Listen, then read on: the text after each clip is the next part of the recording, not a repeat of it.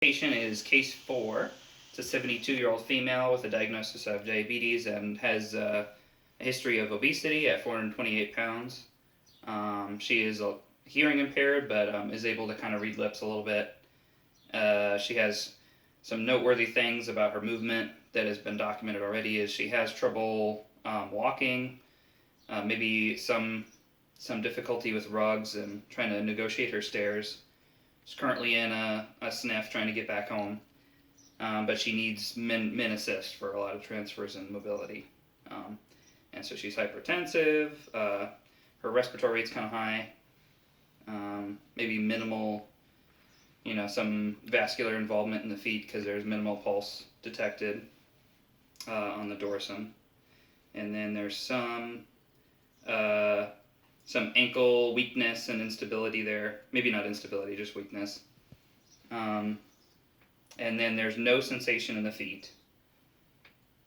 A little bit limited range of motion in the ankles. Poor strength of her anterior tibialis. That's it. So we're going to go into her mobility now. So I'm going to grab the gait belt here. So what we're going to do, we're going to kind of do a little bit of a modified bed mobility. Normally in a normal case, I would just have them roll on their side, bring their feet off, and then sit up. But because this is obesity considerations, we're going to have her long sit first, and then she's going to kind of walk the feet off, so that way we can make sure she doesn't roll too far this way off the bed. So go ahead and try to long sit, push yourself up on your hands. So you're sitting up, and I can assist you a little bit if you need. Okay. And so she has a history of needing oxygen, but right now the nurses have already checked to see if oxygen is needed at all, and she's above 90, so they aren't using oxygen at the moment. And so go ahead and walk your feet off the edge. There you go. Keep going. Yep. Can help you if you need, but you should be able to.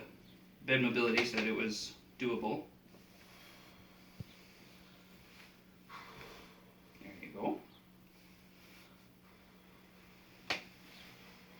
Okay, you definitely want to be straight on. And so you can see that the feet are not quite touching the ground yet. And so a note I'm going to make here, just because it's a mock case, is in a setting where you have a hospital bed and you can change the height of the bed, you would make it so that the hips are no higher than the knees, and that is to prevent somebody from, sliding off the edge of the bed, because they're trying to reach the floor, and then they kind of reach too far and start sliding. But she's going to go ahead and scoot forward as if the bed is flat, or we could use a stool, but I don't have one that's exactly the right height, so go ahead and scoot forward until your feet are touching the ground. I'm going to put this belt on you. Another obesity consideration is you never want to put two gait belts together in order to have it work on somebody who's obese. I've personally seen that a lot being done, but it's probably safer not to do that and just get a belt that has obesity considerations. It's like a longer, stronger belt. And so for mock situations, we're going to pretend that that's the case for this one. Okay, since she's changed position, we're going to check vitals again. So we're going to check especially respiratory rate and blood pressure, but we would do heart rate anyway. And we'll say for the sake of the mock case, it's normal. It's within her normal. And then so the first thing to do, make sure I'm not missing anything, is we're going to try to, it says that she has used a cane in the past. We're going to say, just because we don't have a cane for this mock case, we're going to say that she's okay to just have my assist. And so we're going to say this is min assist. So we're going to do 3 sit-to stands, and you always want to push with your hands off the bed. Make sure your feet are tucked a little closer to you. That's another thing, is I may have to give her a lot of verbal, tactile, visual cues in order to tell her where her feet are. Because of the obesity, she might not be able to tell where her feet are underneath her as far as her mobility. So go ahead and let's do 3 sit-to stands. Ready? And I'm helping her, min assist. Good. There's 1. And then 2 more.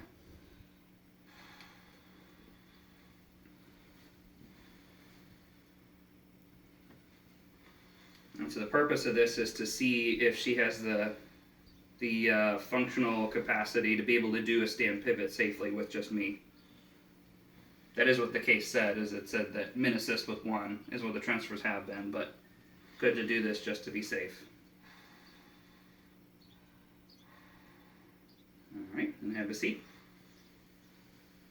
And then if I notice that she's, getting real short of breath, or if there's any other things I would notice, I would continue monitoring her vitals in general.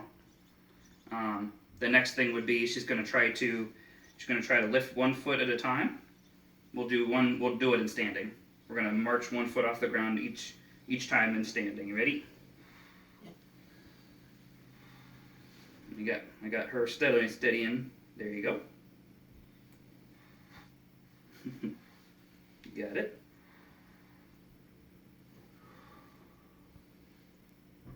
Good.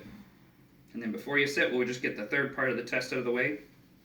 And so what we're going to do is we're going to advance 1 foot ahead, and then bring it back, and advance the other foot, and bring it back. And we're going to do that 2 more times on each foot. 2, 2, 3, and 3. Good. All right, have a seat again. And again, I may be checking vitals here if I notice anything. I'm going to move my case out of the way. And so she's sitting. I'm staying close enough to where I'm monitoring her sitting balance. I'm going to try to fit this. This is a wheelchair. So I'm putting it right next to her here.